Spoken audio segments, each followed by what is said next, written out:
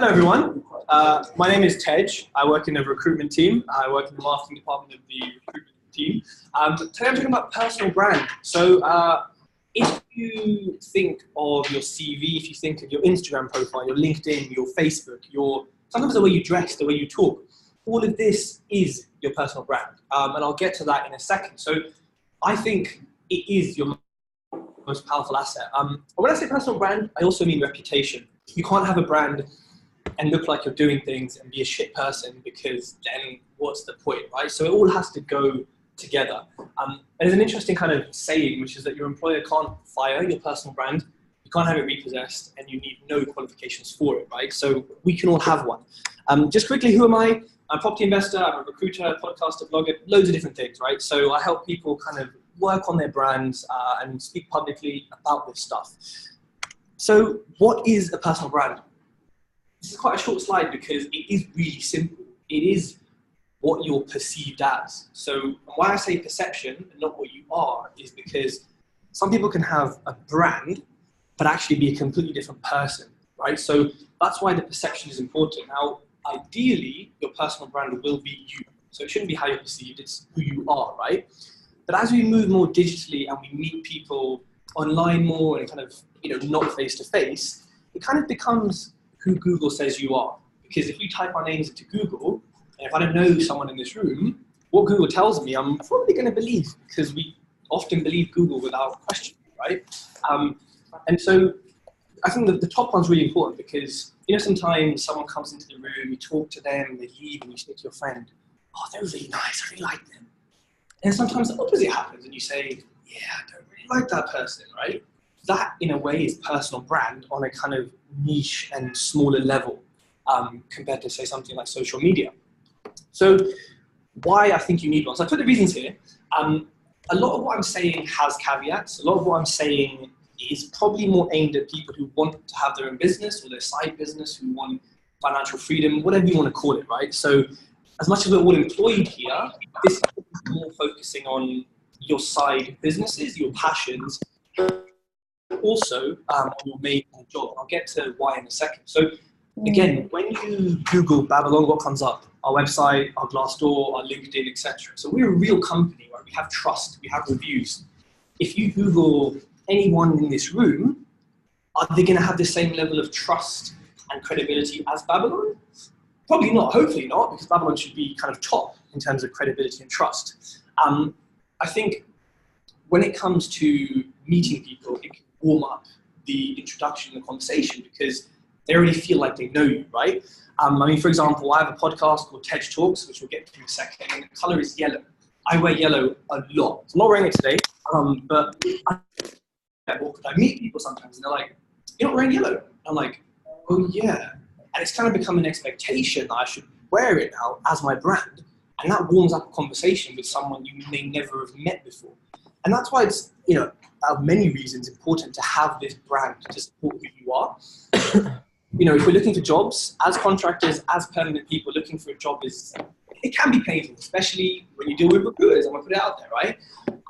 But if you have this brand and you have this influence, recruiters and companies are going to find you from your work and say, hold on a minute, public speaker, expert at this, founded a coding company, doing all this in their spare time. Like, I want this influence in my company, therefore, potentially going to earn more, potentially going to be found a lot quicker, and have a much smoother transition because you're going to come into the interview and they're going to have your profile up and say, well, you're awesome, like, tell me more. Instead of, are you awesome? Tell me more. So it's that same kind of thing of warming people up to who you are before you've even met them. And I put proof there. Like, you could be a property millionaire. You could be the best software engineer in the world. You could be the best business development manager. But how can you really prove that? Yes, you can have KPIs, you have numbers, you have figures. But it's kind of easier to, again, if you're not showing this to the world and no one knows about it, then who does it matter, right? So these are reasons why I think you need a personal brand, and why, employed or unemployed, whatever you are, you need one and should focus on it. Because hands up if you have a passion outside of work. Almost everyone, right? So there's something you could be doing that, monetized or not, but it's going to build you some sort of profile, right? So here's some examples of people who have great personal brands. We'll get to some of the ones at the bottom in a minute, but the top ones: Ellen DeGeneres, everyone knows her. Does anyone know Eric Thomas, hip hop preacher? Okay, like have a look at his brand, because when he started talking first, people said, "Oh, like you got a stutter, you sound too like hood. Oh, no one's gonna want to see you on stage."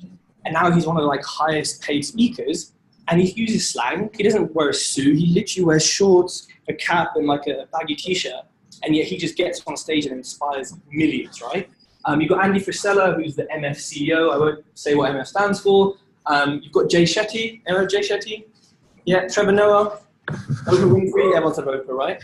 So all of these people that make you smile or make you think things or make you feel a certain way about their brand, you know, like if Oprah did something wrong, if Ella did something wrong, it'd be a big deal.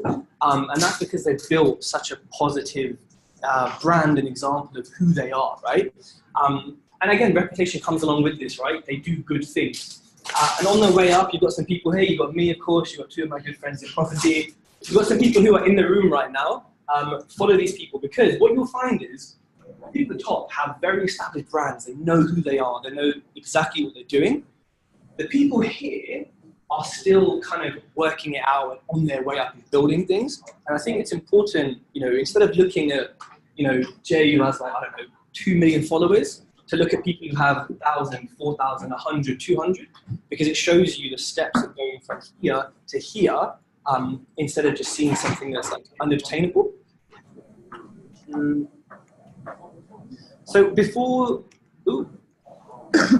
what are the tangible benefits of having a personal brand? So the first one is lightsabers. So my friend Johnny in the corner told me a story about his friend KRS Sabers, who essentially builds like real life lightsabers with plastic and metal and stuff like that. And it's fairly, you know, people would call it geeky or whatever. It's not a huge business. It's fairly niche. But essentially he like made a lightsaber for Post Malone, 1 million followers on Instagram, big rapper. Then he met Gigs and a few others, right? And basically went from this guy in his like bedroom making lightsabers, selling a couple here and there, to, you know, selling it to huge rappers, like American huge rappers, just because of posting consistently, being out there, having a public brand, and doing something that's pretty freaking cool. I'd love a lightsaber, like that's awesome, you know? And you can make a business out of it, which he is. Everyone know Tan French, Queer Eye, Netflix? So big show on Netflix, like everyone's watching at the moment. Before he started this, he had a YouTube channel, and he was just talking about fashion and whatever. He's from Doncaster, whatever. And now he's presenting this huge show watched by like hundreds of thousands, if not millions, on Netflix, because he posted often. He showed who he was. He spoke about his passion, which was fashion. And he showed the world why you should be following him and listening to him. And now he's, you know, living his best life, basically. Anyone know who that is? Gary Vee, yeah, precisely. So Gary Vee, I don't know the exact figures, but I believe he took over his dad's business, what was called something, and he called it Wine Library in '98. Something like a 4 million a year turnover. By 2003, I believe it was either 30 million or 40 million. Double digits, huge growth in the space of 5 years. Like, which companies do that? He essentially did it through e-commerce and smart pricing, but also he used to make these videos of like talking about wines and tasting different flavors. And he took this sort of old boy industry into the modern times with his personal brand and his personality. If you see him now, he definitely has a very sort of outward personality. You know, he swears a lot in what he does. He just tells millennials to stop being spoiled and get on with it. Like, that's his brand, and he's done incredible from it. This wonderful house that we'd all love to live in is my friend Craig Mitchell. Now, Craig can't spell that well. His grammar's pretty bad. He's not a copywriter by any means. He's not a social media expert, but he's been posting pictures like this, pictures with him in a hammer and Yorkshire tea on Facebook for a year or so. And I said to him, Craig, how much money have you raised to invest in property? And when I say money raised, that means how much has someone lent you? How much has someone wanted to invest with you on a 50-50 kind of type basis, which is very common in property? And he said £1 million. So this guy doesn't have any of these fancy skills or SEO or backlinks, any of this stuff. He just posts pictures of him, like literally holding a hammer, pictures like that, telling the world what he's doing, and he's just getting on with it, and he's raised £1 million. And what's to say that no one in here could do something equivalent in their own world or business or their career? You've got me, TED Talk, that's me, didn't realize. It's a property investment podcast. Now, I've raised tens of thousands of pounds, and I only have one property. So I'm not an expert, I'm no one special, but through this platform, I've raised money that people want to invest in me just by having a brand and talking and being out there, right? So I've kind of spoken about what a brand is, what the benefits are, what it potentially has looked like for other people. So I think before you even start building a brand, you need to think about these things, like, what is your why? Why are you in Babylon? Why are you in your career? Why are you interested in your passion? What do you do the most? Like, yes, we have jobs. Yes, we need jobs to an extent. But what actually, keeps you up at night? What do you dream about all the time? What really drives you? Like, if it's making a difference, which it probably is for most of us in Babylon, is there a side aspect you could make a difference in, right? And people always say to me, oh, but like, I'm into this. It's kind of, I don't know, no one's really gonna like it. I'm into oven cleaners. I'm into like how to peel a banana the right way or something really weird and niche. And I just think, so 7.4 billion people on the planet, someone is interested in something you have to say. No matter what it is, you will find a following, right? I look at the lightsabers example. Like, there's so many examples of weird things on Instagram, on Facebook, that people are making so much money off. But you might look at it and think, oh, that's weird, but it works, right? So don't be afraid to be you, because there's only one of you and you're interested in something, and everyone in this room knows something about something that someone else in the room doesn't know. So why aren't we sharing this with the world, right? So this is really important. Like this, can take a bit of time to think about, because especially the way we work in a startup, we're working long hours, our headspace is taken up a lot by what's happening, and Babylon changes so often, it's a tough place to work. You can kind of forget who you are and where your passion is and what you're really interested in. So take a step back, do some meditation or something. Just try and find this first, because it will set the foundation of what you're doing. And you may not get it right away. You might think you're into something, start it, and think, I want to do something else. And that's cool, but you will find it, right? So the more practical starters, because I want to leave you with something that you can actually do today. Set up accounts. I've put 3 there because I think they're the primary accounts that you need in most businesses. If you're like a fashion designer, maybe something like Tumblr or Pinterest is more appropriate. But these are the kind of core that I would use, especially Instagram. Start posting now, not tomorrow, now. I speak to people who say, oh, yeah, I'm in this video series. I thought about it in January. I was like, well, it's April. What have you done? Nothing. I'm thinking, well, what are you doing? Like, do it now. Like, when you leave this room, once you've thought of your why, do something, like post. And people are like, oh, I want the first one to be like a really good post, really edited, great video, great lighting. No one cares about your first post. Nobody's gonna watch your video. Nobody's gonna like it. And that's fine, but it's a start. And from that first post, you get better and better and better. But it's better. Shipping is better than perfection in this sort of world of personal branding. Like, you're going to spend so long getting that first post perfect, and nobody's going to like it. And then you're going to be angry, and then it's not going to work, right? So just get something out there. Some people say they can't use social media effectively. I think most people probably can. If we're in a health tech company, it should be kind of obvious, but there's blogs, there's YouTube videos, all for free on how to use it effectively, right? And there's a marketing team upstairs. Paul's in the marketing team, so you can go ask him and everyone else for any tips. Dedicate X many minutes a day to building your brand. If your goal is to get out of work quickly and to launch a new business, then that X needs to be pretty high. If it's, I'm interested in something, I kind of want to do it here and there, it can be lower. Totally up to you, but put something in your diary. Or what I like to do, is might sound weird, is whenever there's dead time in the day, I will be on my brand. So if I'm in the toilet, I'm on my brand. Right? If I'm waiting for a microwave, I'm on my brand. Whenever there's a second, I'm waiting outside the meeting room for the person, I'm on my brand. use this dead time effectively to build your brand. You know, like style, logo, color isn't a brand, but it is important that people recognize you, because we're human, similar as humans. You know, you need something else that's going to make you stand out. And I've spoken a little bit about the money people have made from these things, but especially at the beginning, like, forget the money. Make it about the passion, because when you aim for the money, then, you know, the success isn't going to come smoothly. It may not come at all. If you aim for success and helping people, the money will come. So really focus on your passion and sharing your passion. One thing people say is, I don't know what to talk about on social media. I don't know what to build my brand with. And Gary Vee said it really well. Don't create, document. So, for example, there's a few people taking pictures of me in videos of this talk.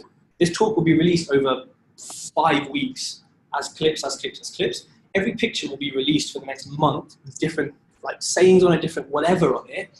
And this is just 20 minutes of my time. And this is going to create potentially a month's worth of content. I could even audio this and put it on the podcast, right? Like I should have done that actually. There's always something you can do. Like any one piece of content can become like 20, right? So if you're starting a travel blog and you're sitting in the office, take a picture next to one of the trees and say, wish I was in Barbados where there's real trees. Boom, that's a post done. On to the next one. So there's always something you can do, and everything, like every single thing in this room, however mundane it is, you can relate to business, right, as a whole. And I bet, whatever your passions are, there's something in this room, in the office, in your home that you could talk about, right? Or there's a story you have, or there's a blog you could write, or a video you could make, right? There's so much in our lives, like our rich lives, that we can talk about. So document your lives, take pictures where you're going, and this is the way to get content to build a brand. And again, use your dead time to do things. Sitting on the train, write a blog, right? You're going to a networking event, speak to people, take pictures with everyone you meet. That's content that's going to keep it going. Again, I have to say, reputation will underlie all of this. Be a good person, help people, do what you're supposed to and what you want to do alongside this brand. And what you'll have then is the digital you, and then the real you, building a reputation, and building a brand. And it all comes together, right? So once you have a brand, how do you then keep it going? So content, they say content is king. Well, it's king, queen, prince, princess. It's the whole family, because it is the thing that will direct people to you, position you as an influencer, and show them you have the knowledge. Content, videos, blogs, audio, pictures, posts on social media, anything is content. Like honestly, anything and everything is content, as long as it's relevant to your niche in your chosen area. Consistency, if you post once a week, once a month, you go to one networking event every 2 months, people can forget you, right? Like we live in the age of like very short attention spans and the instant gratification. So if you're not about in people's vision, then you don't really exist nowadays, and that's sad. But I think that's just how the digital world has positioned us sometimes, right? Like yes, you have the kind of older thing of word of mouth, they're kind of seeing people, but again, that's still building a brand. So be consistent from the beginning, decide how, when you're going to do it, and stick to it.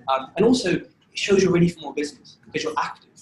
If I said, oh, you know, cool, I want to work with someone in this room, I looked at their profile, I looked at their LinkedIn, hadn't posted for a month, kind of nothing's updated on their profile, I would think, are they really ready to take more? Like, what are they actually doing? Are they still in the business? What's going on? Because I know I'll fit to the, should follow, and there'll be someone who posted yesterday. And, mentally, it's that recency effect. We're going to want to work with the people who are consistent and showing us that they're doing it. Collaboration is really important. I'm sure there's people in here who have passions that will intersect each other. Speak to people, collaborate with each other on content. If you like traveling and you happen to be both going to the same place, co-write a blog, take pictures together and share them. Do different things that will bring you together, because humans are very judgmental. I might want to work with one of you, but not the other one. But if I see you're collaborating, it brings one person's proof onto the other one, because y'all trust each other, therefore I trust you because I trust the other person, right? So it's kind of a way of piggybacking on other people's kind of influence and their credibility, right? So these are the kind of three, top level ways to maintain a brand. Don't get me wrong, this stuff takes time, but if you're serious about it and you want this business, whatever it is, to work, you want your brand to take you places, you've got to go home, put Netflix away, and just put time into it, because it's the only way to do it, right? It is and can be a business, so treat it like one. But it can also be a hobby, don't get me wrong, you can totally do it whenever, wherever, but it may not have the same strength. But it totally depends on your why, what you want from it. So, no, missed one. Get started, that's my advice for you. There's my email address. If you want to send me any content or to look at your blogs or whatever, send it to me. And it is .co, not .com. Cool. Any questions? Okay, did my job.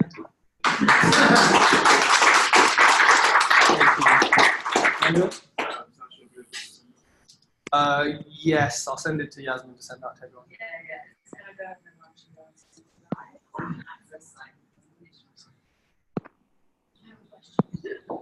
Don't you think that this era is a bit dying? Because I think if you look at the most famous YouTubers and Instagrammers and LinkedIn and whatever you want, they're the ones that started to advance around social media. Those are the ones that make it. Now, I think it's way harder for you to get there. So my question is, because I've been thinking about this for a long time, it's for the room. Like, what is the next big thing, right? Yeah. When there was no YouTube appeared, where there was no Instagram, then Snapchat appeared, and then Instagram stole Snapchat. So, like, what is coming?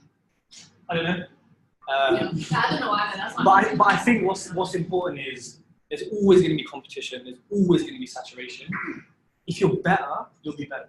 So I think it's a common belief that we tell ourselves, oh, everyone's doing it. And it's 4 people we know, but there's millions of people around us. So I think, yes, there probably will be a new social media platform that comes in. No clue what it is, but I still think it's going to be social media. It's going to be digital. It's going to be something in a kind of similar vein to what we have. Because if you look at the innovation that's coming out in social media, I don't know. Yeah, I don't see anything crazy coming up. I'm not an expert. But IGTV, is another. But that's like a mini innovation. Yeah, because it's nothing crazy or new. So yeah, I think it's still be social media. Forget the competition. Just be better than them, right? Because there's people who are following these YouTubers from many years ago. But they can be bored of their same old content. Like you come in with something fresh, and you work hard enough. Doesn't matter about the competition. Just be better. There's things that I think if you manage to get ahead of the curve, which is right now, I'm thinking most recent is podcasting, right? So sound wasn't really a hit thing a year ago. It's only been for the last year that everyone is doing podcasts. So how can you, as a person, as a brand, kind of get ahead of that curve and identify what is the next thing that be quite useful? I don't know how and where, but I think it's something to think about and keep your eyes peeled. Totally agree, 100%. Questions, anyone else? The next big thing would be TikTok for the social media. Better write this down.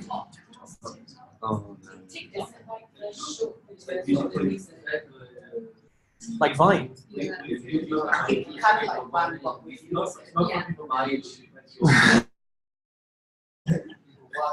TikTok. Remember this one? They bought Musical.ly. And they just made it. TikTok was like the Chinese version of it, and then it's really bad. But, Can you talk while the music's in the background? you can do anything, but it's usually like miming to the music. Oh, or like YouTube videos. It's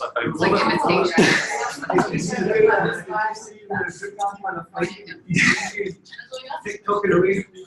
that's a good idea for parties, yeah. To work effectively. I saw an ad for it. And then It looks like a lot. but there was like a shoot and they like Mine was really good. I thought that was really good. Thank you so much for also coming for yourself. Appreciate it. actually it's quite good. Thank you very much. No problem. Thanks for coming. So then they like, and this one is like, but then now I'm saying in my. Jelena, there's so much meatness on that chicken. Are you wasting protein? That